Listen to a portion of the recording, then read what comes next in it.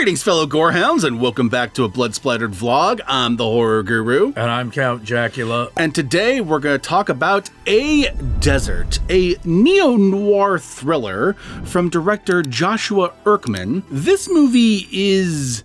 difficult to explain. It is. So bear with us as we try to talk around the many spoilers that exist within this movie. On paper, this movie is about a photographer named Alex, who's on a road trip across rural America trying to rekindle his love of art. He's kind of in an artistic rut, and he's trying to find his reason for continuing on, essentially, as an artist. Yeah, and he runs into these two obvious meth addicts. Yes, Rennie and his sister Susie, who are pretty sure he's in some sort of incestuous relationship with. Yeah. And Rennie and his sister take Alex down a path of sex, drugs, and debauchery.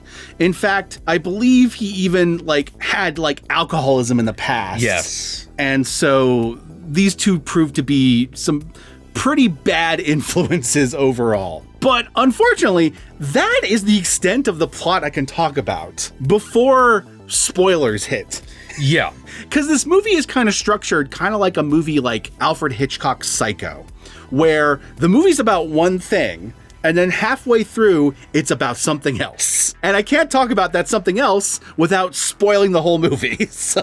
But without getting into spoilers, this movie is a very slow burn. It's not going to be for everyone. It's also kind of a mindfuck at the end, and I don't know entirely if I understand everything it was trying to say. Yeah, you know literally everything that happens, but you find yourself, it's that strange sort of feeling you have after watching Nightmare Alley. Yes. Where you're just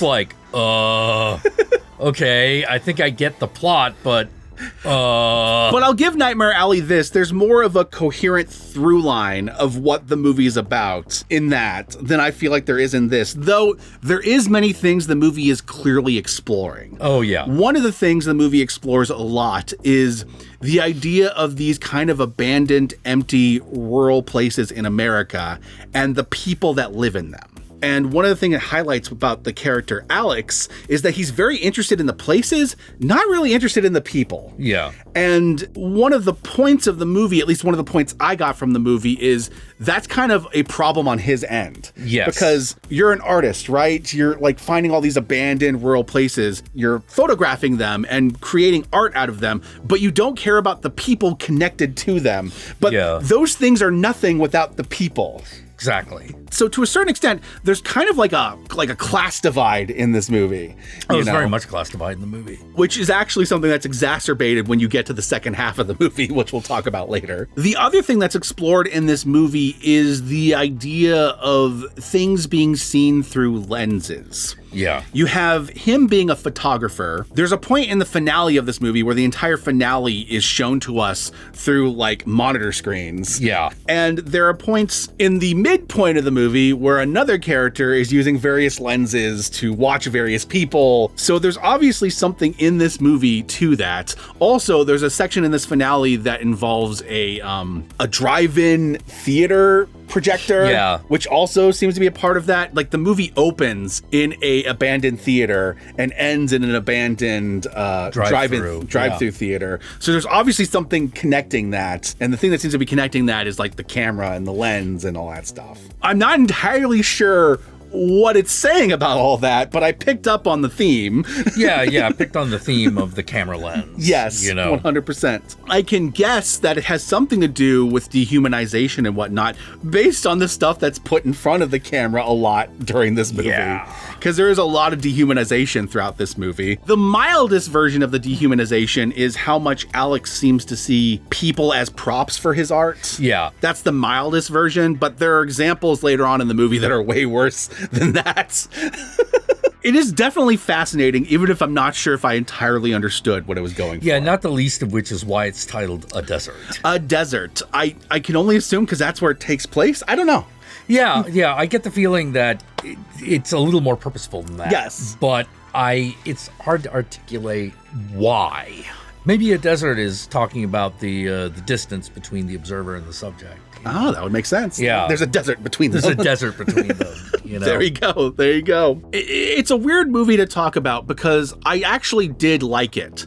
But I thought it was really good. But I can't recommend it to most people because I don't think most people are going to be on its wavelength. I'm not even sure if I'm on its wavelength. But I found it fascinating as a piece of art, which is kind of thematically relevant to the movie, interestingly enough. It seems like it is. It's one half like a character study, it's one half a noir mystery thriller, like in the middle of it. So yeah, I got the feeling it was trying to say something about like the nature of the observer. That would make a lot of sense. Yeah. Absolutely. Alex is an observer, and there's a lot of observers later on. So, if anything we've said so far has enticed you to see the movie, A Desert is a Shudder original movie. It is currently available on Shudder, though I do think you can rent it in other places. If you don't have Shudder, feel free to check it out, but understand that this is a mild recommendation because I don't know exactly who this movie's going to be for. I just know that I liked it. Yeah. Despite being a little confused by it. Yeah, if you like movies that leave you a little mystified, but not cheated. Just a little mystified. If you like a light version of something like Lost Highway, you might like this movie. Yeah. And with that said, my fellow Gorehounds, let us move on to the spoilers because good God, is it hard to talk about this movie without talking about the spoilers. So here we go.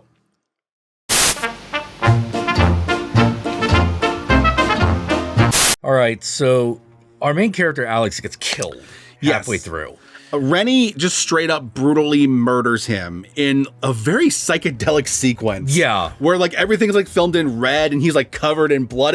There's a point when he's murdering him where I'm like, is he supposed to be like a vampire? Because he's like relishing in the blood. Yeah. Because like the way he attacks him, you're like, is he not human? Yeah. And there's like this like inhuman growling when it happens. And then afterwards you just see him like laying in like a pile of junk. Yeah. Like some sort of slumbering creature. Yeah. It's very surreal and very uncomfortable and surprisingly brutal. And given how slow the movie is up to that point, like it hits you like a ton of bricks when the violence breaks out. And then at that point, the movie shifts to being about Alex's wife and this detective that the wife has hired to find Alex. She doesn't know that he's been murdered. She just knows that he went out to the countryside and disappeared. Yeah, he just never came back. He left one last phone call, never came back. So for like the next like chunk of the movie, we follow the detective as the detective retraces Alex's steps. Instead of Alex's camera viewing things, we see him doing detective shit where he's like staking things out with like, binoculars and shit and like watching people through like the glass in his car. And there's even a point where he finds out that Susie is not actually like Rennie's sister, but is a prostitute. Yeah, is a prostitute Rennie hired, and he actually hires her because much like Alex, he has his own vices and one of his vices is sex. Yeah. Then the movie has like another shift when the wife decides that the detective is not doing enough. And so she decides to go look for her husband herself, only to get kidnapped and taken in by Rennie and basically given to this guy who makes porn in this warehouse. Yeah. Who makes like literal torture porn. Yes, absolutely. It's like snuff films. And I like the way they introduce this guy because this guy just kind of sits in a room of monitors. Yeah. Watching all the torture and the snuff that's happening, like making sure it's all up to snuff. Yeah. The finale of this movie involves the detective having to save Alex's wife from becoming a snuff film, essentially. Yeah. And what I like about this finale is that once he breaks into the facility and shoots the guy at the monitors, the camera never leaves the monitors and watches as he goes in and just starts shooting everybody, and you're seeing it all through the monitors. Yeah, you're seeing all through the security monitors. Yep. Which was actually a really, really good choice. It was a really nice touch. And he ends up saving her, and the two of them end up escaping. But he's shot, and he's dying, and he only gets as far as this one abandoned a drive-in before he basically, gives in to his own death. And then she gets out of the car and stares up at the screen and basically has a flashback of the entire movie, but like through a film reel that's reversed. And the movie ends with a garage sale at the drive-thru where his camera's being sold. Yeah. I don't know entirely what the meaning of everything that happens in that last 20 minutes of the movie is supposed to be. But I was fascinated while it's happening. There is a lot of conversations about aging and about life and about death and about vices. That's another thing that comes up a lot. The connection between the detective and Alex and their vices. Like Alex was supposed to be, like a couple years sober before Rennie basically immediately destroyed that. The detective had a wife at one point that fell apart because of his became obsessed with a stripper. Yep. 100%. So there's a lot going on in this movie. It's all fascinating, and I thoroughly was interested in what was going on. But again, I'm not entirely sure I know exactly how all the pieces are supposed to fall on this. Yeah.